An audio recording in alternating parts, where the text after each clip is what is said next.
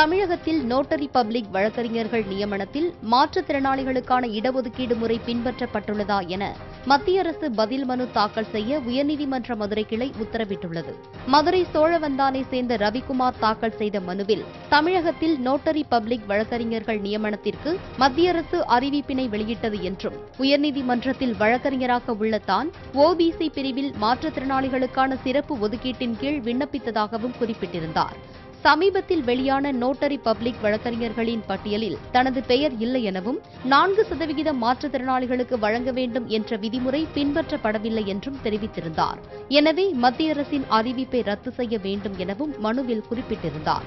இம்மனுவை விசாரித்த நீதிபதி சுரேஷ்குமார், மத்திய அரசின் நோட்டரி பப்ளிக் வழக்கறிஞர்கள் நியமனத்தில் மாற்றுத்திறனாளிகளுக்கான இடஒதுக்கீடு வழங்கப்பட்டுள்ளதா, எந்த அடிப்படையில் நியமனம் நடைபெற்றுள்ளது என மத்திய அரசு பதில் மனு தாக்கல் செய்ய உத்தரவிட்டு வழக்கை ஒத்திவைத்தார்.